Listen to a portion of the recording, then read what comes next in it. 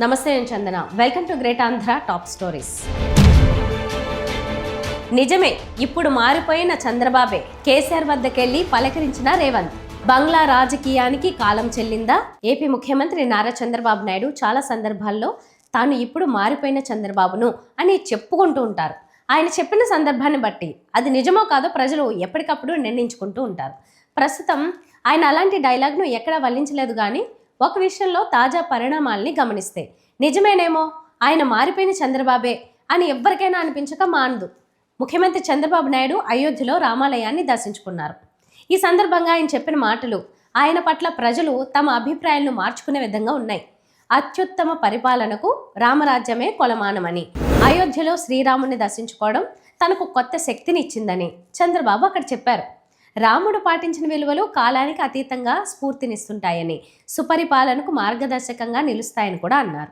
రాముడి పాలన ఏ రకంగా గొప్పదో, రాముడు అనుసరించిన ఏ పరిపాలనా విధానాలను తాను అమలు చేయబోతున్నాడో ఆయన దృష్టాంతాలేమీ చెప్పలేదు.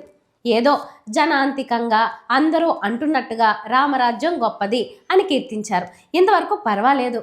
రాముడి గుడికి వెళ్ళిన ఏ రాజకీయ నాయకుడైనా ఇలాంటి మాటలు వల్లిస్తారు. కానీ ఆయన చెప్పిన మరికొన్ని మాటలు ఆయన సహజ శైలికి విరుద్ధమైనవి. అయోధ్య రామ మందిరం మన సంస్కృతికి ప్రతీక. ఎన్నో వివాదాల తర్వాత ఆలయం నిర్మితమైంది. దేశ ప్రజల కల సాకారమైంది లాంటి అచ్చమైన హిందుత్వవాదుల మాటలను చంద్రబాబు కూడా ఇక్కడ పునరుద్ఘాటించారు. సాధారణంగా చంద్రబాబు ఒక ప్రొఫెషనల్ రాజకీయ నాయకుడిగా ఎవరిని నొప్పించడానికి ప్రయత్నించరు. ఏపీలో కూడా గణనీయంగా ఉండే ముస్లిం వర్గాన్ని నొప్పించే మాట పొరపాట్లు కూడా చెప్పరు. రాష్ట్ర విభజన డిమాండ్ జోరుగా ఉన్న రోజుల్లో రెండు కళ్ళ సిద్ధాంతం పేరుతో గోడ మీద వాటం ప్రదర్శించింది కూడా ఈ లక్షణం కారణంగానే. అలాంటి నేపథ్యంలో అయోధ్య రామాలయ నిర్మాణంతో దేశ ప్రజల కల సాకారమైంది వంటి మాటలతో ముస్లిం వర్గాన్ని బాధ పెట్టే మాటలు మాట్లాడతారని చంద్రబాబు నుంచి ఎవరు ఊహించరు. ఏపీ ముస్లింల్లో ఆ పార్టీకి గట్టి ఓటు బ్యాంకే ఉంది. ఇప్పుడు ఆ ఓటు బ్యాంకును దూరం చేసుకోవడానికి కూడా ఆయన వెనకాడడం లేదా అనే అనుమానం కలుగుతోంది. దేశవ్యాప్తంగా మారుతున్న రాజకీయ వాతావరణంలో హిందుత్వవాదం రాజకీయ పరిణామాలను శాసించగల స్థితికి చేరుకుంటోంది. మోదీ మూడోసారి సాధించిన విజయం మాత్రమే ఇందుకు నిదర్శనం కాదు. మూడోసారి కూడా మోదీ సర్కార్ను అడ్డుకోగలగడం సాధ్యం కాదనిపించేలా పరిణామాలు దేశం అంతటా కనిపిస్తున్నాయి. హిందుత్వ ఎజెండాతో రూపొందే సినిమాలు క్రేజీగా హిట్ అవుతున్నాయి. ఆ రంగు పులుముకున్న వ్యాపారాలు కూడా రాణిస్తున్నాయి. ఇలా దేశ ప్రజల్లో హిందుత్వవాదం తెలియకుండానే చాలా బలంగా వేళ్ళూనుకుంటున్న నేపథ్యంలో ఇక రాజకీయ అవసరాల కోసం, ఓటు బ్యాంకు కోసం మధ్య మార్గం అనుసరించడం అనవసరం అని చంద్రబాబు డిసైడ్ అవుతున్నారా అని ప్రజలకు అనిపిస్తోంది. ఆయన పార్ట్నర్ పవన్ కళ్యాణ్ చాలా కాలంగా ముస్లిం ఓటు బ్యాంకు తనకు అక్కర్లేదన్నట్టుగానే హిందుత్వవాదంను భుజాన మోస్తున్నారు. అదే బెటర్ మార్గం అని తాజాగా చంద్రబాబు కూడా ఫిక్స్ అయినట్టుంది. ఇలాంటి తీరు గమనించినప్పుడు ఖచ్చితంగా ఆయన మారిపోయిన చంద్రబాబే అనిపిస్తుంది. మరి చాలా కాలం తర్వాత మాజీ ముఖ్యమంత్రి కేసీఆర్ అసెంబ్లీ సమావేశాలకు హాజరయ్యారు. అసెంబ్లీకి కేసీఆర్ రావాలని సీఎం రేవంత్ రెడ్డి, మంత్రులు డిమాండ్ చేస్తున్న సంగతి తెలిసిందే.